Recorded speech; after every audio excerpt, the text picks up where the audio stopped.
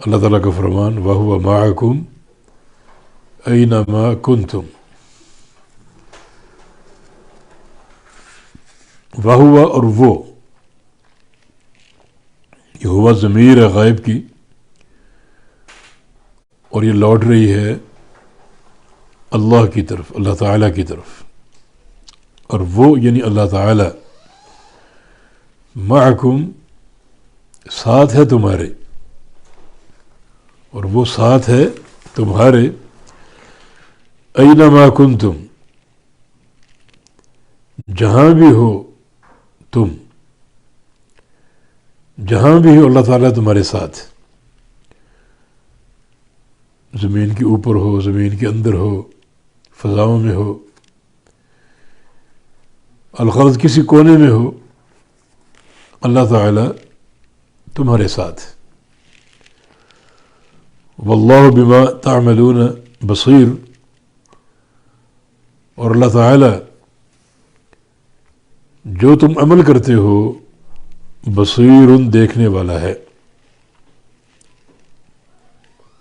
واللہ اور اللہ تعالیٰ بما جو کچھ بھی تعملون تم کرتے ہو، عمل کرتے ہو، بصیر بہت اور خوب دیکھنے والا ہے۔ یہ بصیر فعیل کے وزن پر مبالغے کا صیغہ ہے، مبالغے کے صیغے سے معنی میں شدت اور مبالغہ پیدا ہو جاتا ہے، تو بصیر کا معنی صرف دیکھنے والا نہیں بلکہ بہت دیکھنے والا اور خوب دیکھنے والا۔ اس آیت کریمہ میں وَهُوَ مَعَكُمْ میں اللہ تعالیٰ کی ایک صفت کا ذکر ہے جو صفت معیت کے نام سے معروف ہے۔ معیت کا معنی ساتھ ہونا، تو اللہ تعالیٰ کی یہ صفت معیت بہت سے مقامات پر مذکور ہے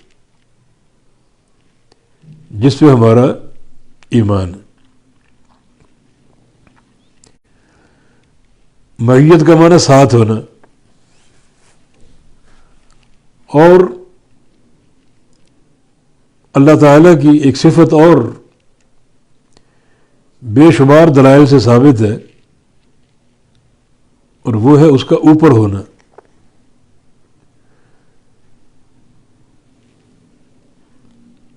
اوپر اللہ کا عرش، عرش پہ مستوی ہونا۔ قرآن حکیم میں 7 آیات ہیں اللہ تعالیٰ کے عرش کے اس بات کی کہ اس کا عرش ثابت ہے، اور اس کا اوپر ہونا اس پر سینکڑوں دلائل ہیں۔ اس میں جامع ترین کتاب ہمارے شیخ علامہ بدیع الدین شاہ راشدی رحمہ اللہ کی ہے، توحید خالص کے نام سے، جس میں اللہ رب العزت کے علو اور اس کے اوپر ہونے کو سینکڑوں دلائل سے ثابت کیا گیا۔ اتنی دلائل کی وسعت اور قوت اور شمول میں نے اور کسی کتاب میں نہیں دیکھا کہ اللہ تعالیٰ اوپر۔ یہاں ایک اصطلاح سامنے آتی ہے جہت کی۔ 6 جہات ہیں، اوپر، نیچے، دائیں، بائیں، آگے اور پیچھے۔ کوئی بھی چیز آپ دیکھیں گے وہ کسی جہت کی طرف ہوگی، یا آپ کے سامنے ہوگی، یا آپ کے پیچھے ہوگی، یا آپ کے دائیں طرف ہوگی یا بائیں طرف ہوگی، یا اوپر یا نیچے۔ یہ 6 جہات ہیں۔ شریعت میں، کتاب و سنت میں اللہ تعالیٰ کے لیے لفظ جہت کا ذکر نہیں ملتا۔ اسی لیے کچھ اہل علم نے ناسمجھی کی بنا پر اللہ تعالیٰ سے جہت کا انکار کیا، اور ان کا عذر یہ ہے، اشکال یہ ہے کہ ایک چیز اگر کسی جہت کی طرف ہو تو وہ محصور اور محدود ہوتی.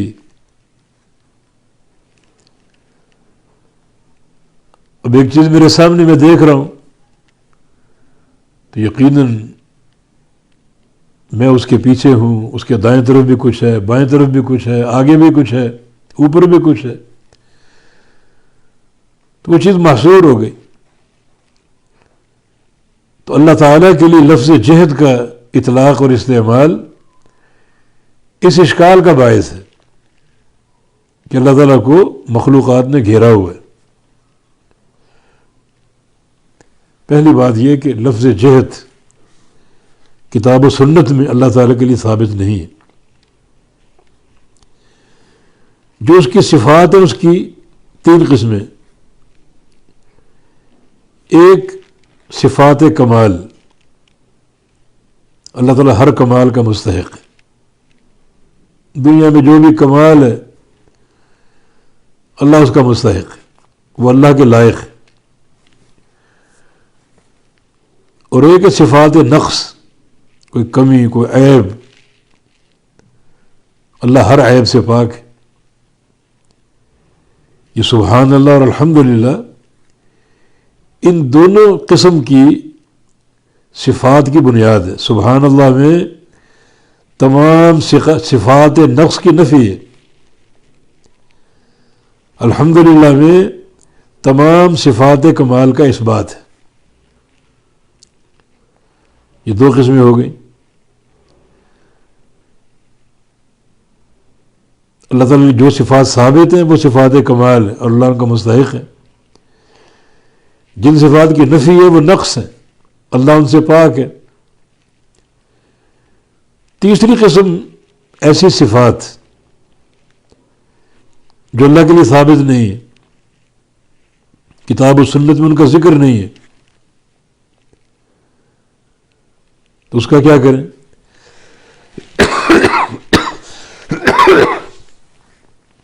ان صفات کو اللہ تعالیٰ کے لیے ثابت کریں یا ان کی نفی کریں. تو ان صفات میں تفصیل ہے. دیکھیں گے ان صفات میں کوئی کمال کا پہلو ہے یا نہیں، یہ نقص کا پہلو ہے یا نہیں. اگر ان میں کوئی کمال کا پہلو موجود ہے تو چونکہ اللہ تعالیٰ ہر کمال کا مستحق ہے تو اللہ کے لیے وہ ثابت ہوگی. لفظ جہد اگرچہ اللہ تعالیٰ کے لیے کتاب و سنت میں وارد نہیں ہے لفظاً، لیکن معنی موجود ہے. اب جہد میں ایک معنی کمال کا اور ایک معنی نقص کا. جہد نیچے بھی ہے، اللہ تعالیٰ اس سے پاک ہے. جہد دائیں بائیں بھی ہے، اللہ اس سے پاک ہے، کیونکہ دائیں بائیں نیچے یا سامنے یا پیچھے ہونا اس کا معنی مخلوقات نے گھیرا ہوا ہے، اللہ اس سے پاک ہے. لیکن ایک جہت علو، اوپر، یہ کمال کی جہت، اللہ تعالیٰ اوپر اور سب سے اوپر، ساری مخلوقات سے اوپر، ساری مخلوقات اس سے نیچے، آخری مخلوق اوپر اللہ کا عرش، عرش کے اوپر کوئی مخلوق نہیں، اور عرش کے اوپر اللہ تعالیٰ مستوی. یہ تو کمال ہی کمال ہے. اللہ تعالیٰ کا بلندی پر ہونا، اوپر ہونا، ساری مخلوقات سے اوپر، وَهُوَ الْقَاهِرُ فَوْقَ عِبَادِهِ، ساری مخلوقات سے اوپر ہے. يَخَافُونَ رَبَّهُمْ مِنْ فَوْقِهِمْ، ملائکہ رب سے ڈرتے ہیں جو ان کے اوپر. آپ سجدے میں سبحان ربی الاعلیٰ پڑھتے ہیں، پاک ہے میرا رب جو الاعلیٰ ہے، اعلیٰ کا معنی سب سے اوپر. تو اللہ تعالیٰ کا سب سے اوپر ہونا یہ ایک جہت ہے، اور اس میں کمال کا معنی ہے. باقی جہات میں نقص ہے، جس کا معنی کیا ہوگا؟ اللہ تعالیٰ کو مخلوقات نے گھیرا ہوا ہے، لیکن جہت علو ایسا بلندی پر ہونا کہ سب سے اوپر ہونا، جہاں نہ کسی مخلوق کی پہنچ ہو، نہ کسی مخلوق کا وجود ہو، تو اللہ اس کے شایان شان ہے. اب یہ ادلہ سے، بے شمار دلائل سے اللہ تعالیٰ کا علو ثابت ہے. بلکہ نبی علیہ السلام نے اس علو کو، جو علو کو مانتا ہے، اسے مومن قرار دیا. مفہوم مخالف کیا ہوگا؟ جو علو کو نہیں مانتا وہ پھر کیا ہے؟ خود غور کر لے. دراصل نبی علیہ السلام کے ایک صحابی نبی علیہ السلام کے پاس حاضر ہوتے ہیں اور اپنا قصہ بیان کرتے ہیں. یہ معاویہ بن حکم السلمی اپنا قصہ بیان کرتے ہیں. ان کی ایک لونڈی تھی جو بکریاں چرایا کرتی تھی. تو ایک دن ایک بھیڑیا بکریوں میں داخل ہوا اور ایک بکری لے اڑا. تو معاویہ بن حکم نے غصے سے ایک تھپڑ مار دیا. بعد میں بڑا افسوس ہوا. نبی علیہ السلام نے ذکر کیا کہ میں بھی ایک بشر ہوں، غصہ آ گیا اور میں اس کی تلافی کرنا چاہتا ہوں لونڈی کو آزاد کر کے، اور اس کو میرے پاس لاؤ. جس لونڈی کو آزاد کرنا اس کا مومن ہونا ضروری. لونڈی کو وہ لے کر آ گئے تو آپ نے اسے دو سوال کیے. ایک این اللہ، اللہ کہاں ہے؟ آپ کا یہ سوال کرنا اس بات کی دلیل ہے کہ اللہ تعالیٰ کی جہت ہے. وہ جہت کیا؟ وہ آگے آ رہی. اس نے کہا فی السماء، اللہ تعالیٰ آسمانوں کے اوپر ہے. پوچھا من انا، میں کون ہوں؟ لوڈی نے کہا انت رسول اللہ، آپ اللہ کے رسول ہیں. یہ دو گواہیاں اس سے لی. رونا کہ معاویہ اعتقھا فانھا مؤمنہ، اس کو آزاد کر دو، یہ مومن ہے. تو اللہ تعالیٰ کی جہد کا اس بات اور جہد علو، اللہ اوپر ہے. اوپر کہاں؟ عرش پہ. رحمان کا عرش، عرش اللہ کی آخری مخلوق ہے اوپر. اس سے اوپر کوئی مخلوق نہیں. اللہ اس پر مستوی ہے، مانا کسی مخلوق نے اللہ تعالیٰ کو گھیرا ہوا نہیں ہے. اللہ سب سے اوپر. تو جہت علوم کا اس بات اللہ تعالیٰ کے شایان شان ہے. اللہ اوپر ہے اور عرش پہ مستوی ہے. اب یہاں جو ہم نے پڑھا وَهُوَ مَعَكُمْ أَيْنَمَا كُنْتُمْ، کہ اللہ تمہارے ساتھ ہے تم جہاں بھی ہو، تو ظاہر تناقض لگ رہا ہے. اوپر بھی ہے، تمہارے ساتھ بھی ہے. بظاہر ایک تعارض محسوس ہو رہا ہے. بعض علماء نے ان دونوں صفات کے علم کو اللہ تعالیٰ کے سپرد کیا. تسلیم کا نظریہ ہمیں قبول ہے. اللہ تعالیٰ اوپر ہے، عرش پہ مستوی ہے. کیسے؟ جیسے اس کے لائق ہے. ہمارے ساتھ بھی ہے. کیسے؟ جیسے اس کے لائق ہے.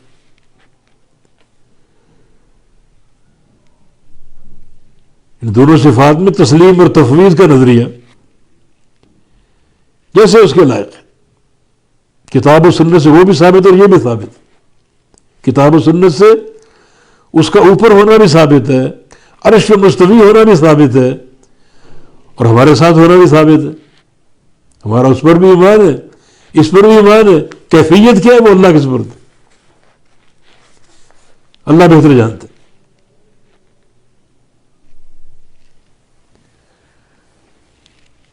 اور بیشتر علماء نے معیت پر بحث کی. ساتھ ہونا، اللہ تعالیٰ کا ساتھ ہونا یہ عرش پر بھی ہے اور ہمارے ساتھ بھی ہے. اس کا معنی ہے بذات ہی عرش پر، اس کی ذات عرش پر ہے. اور بصفات ہی مخلوقات کے ساتھ، صفات کے علم، سمع، بصر، احاطہ، ملکیت. میں تمہارے ساتھ ہوں، میں تمہیں دیکھ رہا ہوں، تمہیں سن رہا ہوں، تمہیں جانتا ہوں، تمہیں گھیرے ہوئے ہوں، تمہارا احاطہ کیے ہوئے ہوں. باعتبار علم کے ذات عرش پر ہے، یہ اس کے شایان شان ہے، مگر ہمارے ساتھ بھی ہے علما و مشاہدتا و سمعا و بصرا.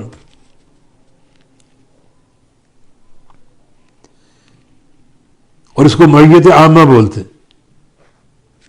سب کے ساتھ ہوں، یعنی سب کو دیکھ رہا ہوں، سب کی باتیں سن رہا ہوں، سب کو گھیرے ہوئے ہوں، جب چاہوں پکڑ لوں.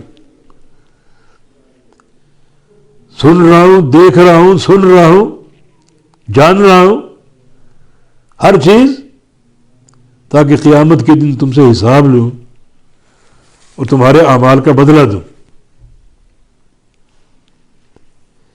اس کو معیت عامہ بولتے ہیں کہ میں سب کے ساتھ ہوں، مانا سب کو دیکھ رہا ہوں، سن رہا ہوں. یہ معیت عامہ قرآن حکیم میں جہاں بھی اس کا استعمال ہوا وہ مقید ہوا سمع اور بصر کے ساتھ. اس مقام پر غور کریں، وَهُوَ مَعَكُمْ أَيْنَمَا كُنْتُمْ، وہ تمہارے ساتھ. اور اس سے قبل اللہ تعالیٰ کی صفت علم کا ذکر، یعلم ما یلج فی الارض وما یخرج منہا، کہ اللہ جانتا ہے زمین اور سارے معاملات، جو چیز زمین میں داخل ہو، جو زمین سے نکلے، جو آسمان سے اترے، آسمان کی طرف چڑھے. آگے پھر معیت کا ذکر، اور معیت کا ذکر کرنے کے بعد پھر فرمایا کہ واللہ بما تعملون بصیر، اللہ تعالیٰ تمہارے ہر عمل کو دیکھنے والا ہے. یہ معیت عامہ، یہ مقید ہے سمع اور بصر کے ساتھ، رؤیت کے ساتھ. اللہ تعالیٰ دیکھ رہا ہے. اللہ تعالیٰ نے موسیٰ علیہ السلام اور ہارون علیہ السلام سے کیا فرمایا؟ اننی معکما اسمع و ارا، میں تمہارے ساتھ ہوں، سن رہا ہوں اور دیکھ رہا ہوں. ہر بندے کے ساتھ ہے، دیکھتا ہے، سنتا ہے، ان کے معاملات کو جانتا ہے. جب قیامت قائم ہوگی، حساب لے گا. یہ معیت عامہ. اور ایک معیت خاصہ ہے جو اللہ تعالیٰ کے نیک اور مومن بندوں کے لیے، اللہ تعالیٰ ان کے بھی ساتھ باعتبار رحمت کے، باعتبار نصرت کے، باعتبار تائید کے، مدد کے، ان کے بھی ساتھ. اس فرق کو سمجھو ایک مثال سے. نبی علیہ السلام کا ہجرت کا واقعہ. آپ ابوبکر صدیق کے ساتھ غار میں آئے، غار ثور میں، اور پیچھے ابو جہل اور اس کے کرندے تعاقب کر رہے ہیں. کھوجی بھی ساتھ تھے جو پاؤں کے نشانات دیکھتے دیکھتے آگے بڑھ رہے تھے. اور کھوجی ان کو لے چلتے چلتے اس غار کے دھانے تک لے، ابو جہل کو غار کے دھانے تک لے. اندر رسول اللہ صلی اللہ علیہ وسلم ہے، ابوبکر صدیق ہے، اور باہر ابو جہل کھڑا ہے. قدم نظر آ رہے ہیں. ابوبکر صدیق کا کہنا ہے کہ جہاں ان کے قدم تھے، اگر وہاں سے جھانک کر اندر دیکھتے ہمیں دیکھ لیتے، نظر آ جاتے. ننگی تلواریں ان کے پاس ہیں، زہر آلود. پھر ابوبکر صدیق پریشان. ڈر اپنا نہیں، نبی علیہ السلام کا، نبی علیہ السلام کی حفاظت. سفر ہجرت کے دوران ابوبکر صدیق رضی اللہ عنہ آپ کے ساتھ، حفاظت کی ذمہ داری اپنے سر پہ لی ہوئی ہے. اگر کبھی ان کو اندیشہ ہوتا کہ سامنے سے کوئی دشمن آ سکتا تو تیز قدم چل کے آگے بڑھ جاتے، اللہ کے نبی کے آگے آگے چلتے. کبھی اندیشہ ہوتا پیچھے سے کوئی وار کر جائے گا، پیچھے آ جاتے. کبھی دائیں طرف، کبھی بائیں طرف. یہ پورا سفر اسی طرح گزارا. تو غار کے اندر ابو جہل کھڑا ہے باہر ننگی تلوار لے کر. اللہ کے نبی نے کیا فرمایا؟ لا تحزن ان اللہ معنا. غم نہ کر، اللہ ہمارے ساتھ، ہمارے ساتھ، نبی علیہ السلام کے ساتھ، ابو بکر کے ساتھ، اللہ ہمارے ساتھ. 2 فٹ کے فاصلے پر ابو جہل کھڑا ہے تو اللہ اس کے ساتھ نہیں تھا؟ وہ سب کے ساتھ نہیں. ساتھ ہونے کا فرق ہے. اللہ ہمارے ساتھ ہے مانا وہ معیت خاصہ جو اللہ کے نیک بندوں کے لیے حفاظت کرنا، تائید کرنا، نصرت کرنا، مدد کرنا، رحمتیں دینا، برکتیں دینا، یہ معیت خاصہ ہے.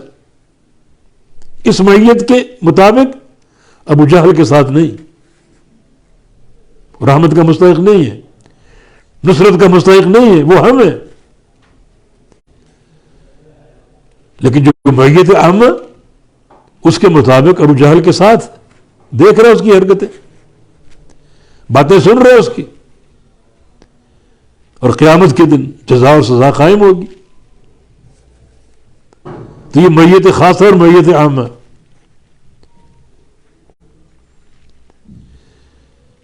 تو اس میں ضروری نہیں کہ جس کی معیت ہے وہ ساتھ ہو آپ کے. اللہ تعالیٰ کے لیے کوئی مثال نہیں ہے. وَلِلَّهِ الْمَثَلُ الْأَعْلَى. اللہ تعالیٰ کے لیے سب سے بلند اور اونچی مثالیں ہیں. لیکن مسئلے کو قریب کرنے کے لیے بات سمجھائی جا سکتی. اوپر سورج ہے، سورج کی ٹکیا ایک، وہ سورج کی ذات ہے اوپر، اور اس کی دھوپ دنیا کو پہنچ رہی.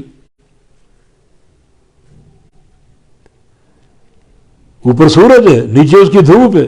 اوپر چاند ہے، نیچے اس کی چاندنی. یہ مخلوقات ہیں. جب یہ بات مخلوقات میں ممکن ہے تو ان کی اللہ کے سامنے کیا نسبت ہے؟ اللہ تعالیٰ اوپر عرش پر، اور اس کی معیت، اس کا احاطہ، اس کی قدرت، اس کا سمع اور بصر، رحمت اور تائید مخلوقات کو حاصل بذات ہی اوپر ہے. جو چاند اور سورج اوپر ہے. اور آج کے اس ترقی یافتہ دور میں بجلی کی مثال لے لیں. بجلی کا ایک مرکز ہے، ایک گھر ہے اس کا، اور وہاں سے ہزاروں میل دور بجلی جا رہی. مرکز ایک طرف ہے اور اس کا پھیلاؤ ہزاروں میل دور پہنچ رہا ہے. تو یہ چیز اللہ کے سامنے کچھ بھی نہیں. مخلوقات میں جب یہ چیزیں ممکن نظر آ رہی ہیں تو خالق کا کیا کہنا؟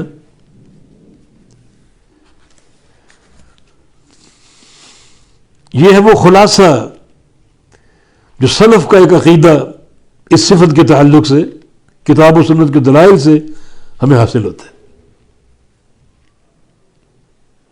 آج بالخصوص سب سے گمراہ طبقہ صوفی حضرات، انہوں نے اس صفت کو مسخ کرنے کی کوشش کی. کوئی کہتا ہے اللہ لا مکان ہے. بڑے بڑے شعراء نے اس لا مکان کے ہونے کو ذکر کیا اپنے اشعار میں. لا مکان، لیکن مکان اس کا عرش موجود ہے. کتاب و سنت کے محکم دلائل سے ہی بات ثابت، لیکن اللہ لا مکان. اور کوئی کہتا ہے اللہ تعالیٰ مخلوقات کے اندر اختلاط کیے ہوئے ہمارے ساتھ ہے. ساتھ ہونے کا معنی ہے ہم جہاں بھی ہوں اللہ بذات ہی ساتھ موجود ہے. اسی سے ایک اصطلاح اللہ تعالیٰ حاضر و ناظر ہے. اصطلاح کہاں سے آ گئی؟ ناظر ٹھیک ہے، دیکھنے والا، دیکھنا ہے، وہ دیکھتا ہے. ان اللہ لا ينظر الى صوركم ولا الى اجسامكم ولكن ينظر الى قلوبكم واعمالكم. اللہ دیکھتا ہے. لیکن حاضر کی اصطلاح کہاں سے آ گئی؟ کیونکہ حاضر کا معنی بذات ہی کہیں موجود ہونا. کتاب و سنت میں اللہ تعالیٰ کے لیے صفت حاضر کا کوئی ذکر نہیں، کوئی اس بات نہیں. بذات ہی موجود ہے، اللہ بذات ہی عرش پر ہے، بعلم ہی و قدرت ہی و سمع ہی و بصر ہی، پوری دنیا اور ہر مخلوق کے ساتھ ہے، لیکن ذات اس کی عرش پر، یہ اس کا مقام ہے، یہ اس کے شایان شان. اگر بذات ہی موجود ہے تو نعوذ باللہ پھر اللہ تعالیٰ کا کوئی کمال نہیں. بذات ہم بھی موجود ہیں جہاں بھی موجود ہوں، جب موجود ہوں گے کسی مقام پر اس مقام کا علم ہم کو حاصل ہو جائے گا. اتنے آپ سامعین میری اس بات کو سن رہے ہیں، آپ کے گھروں کو میں نہیں جانتا، میرا علم قاصر ہے، لیکن اگر آپ کے گھر میں پہنچ جاؤں اور آپ کے گھر کو دیکھ لوں تو اس کا علم مجھے حاصل ہو جائے گا. تو بذات ہی کسی مقام پر جانا اور اس جگہ کا علم لے لینا یہ تو مخلوق بھی کر سکتی.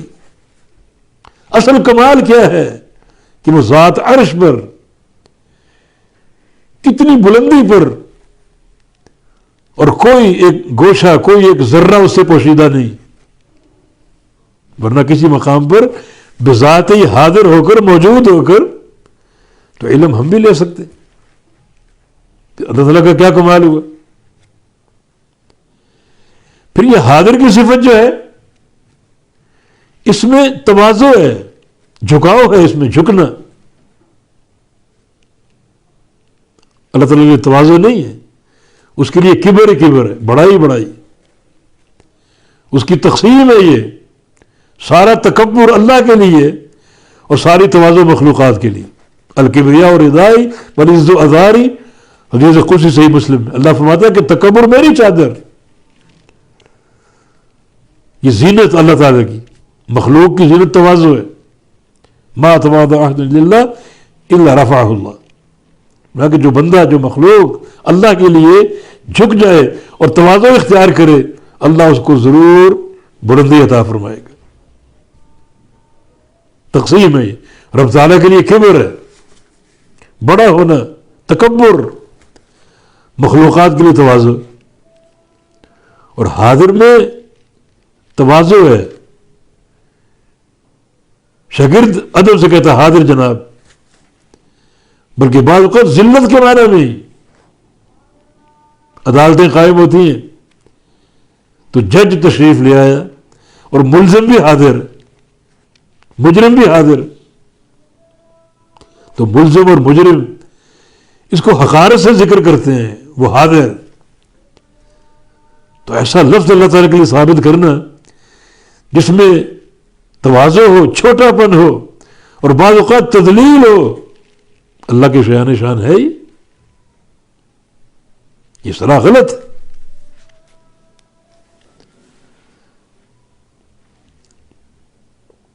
کوئی کہتا ہے کہ اللہ تعالیٰ مخلوق کے اندر ہے. اللہ مخلوق کے اندر،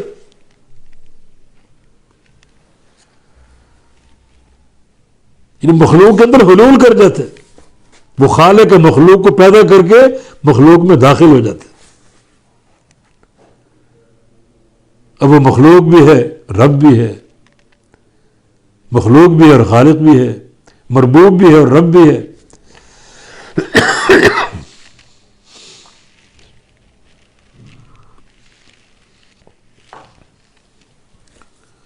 اور کوئی کہتا ہے کہ اللہ تعالیٰ مومنین کے دلوں میں، فی قلوب المومنین، مومنین کے دلوں میں.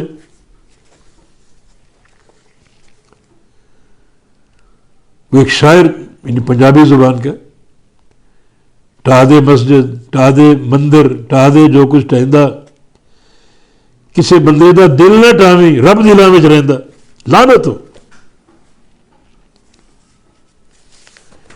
جس نے یہ شعر کہا، ریت کے ذروں کے برابر اس پر لعنت ہو.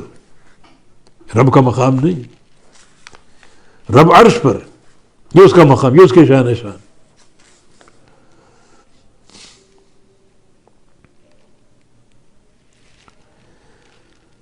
تو یہ ہے خلاصہ یعنی علماء کی مباحث کا معیت کے حوالے سے، صفت معیت کے حوالے سے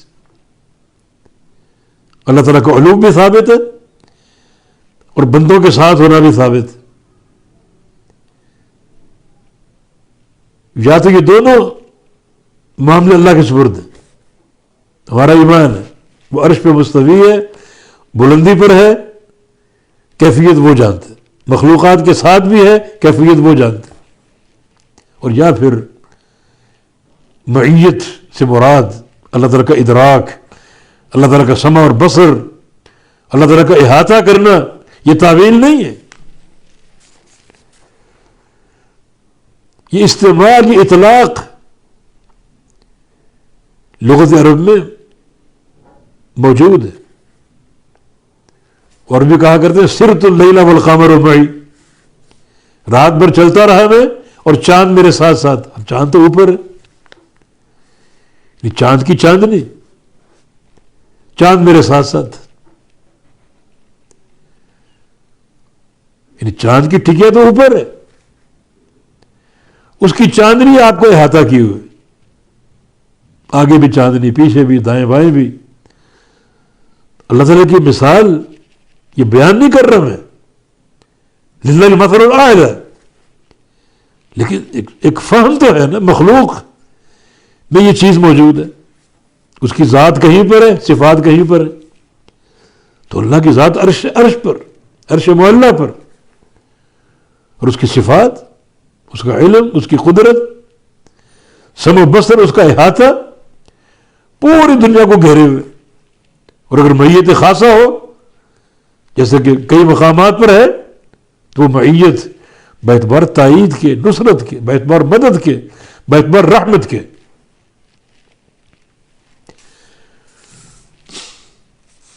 تو فرمایا کہ وَهُوَ مَعَكُمْ أَيْنَمَا كُنْتُمْ، اور وہ تمہارے ساتھ ہے جہاں بھی تم ہو. وَاللَّهُ بِمَا تَعْمَلُونَ بَصِيرٌ، اور اللہ تعالیٰ جو تم عمل کرتے ہو دیکھنے والا، خوب دیکھنے والا ہے.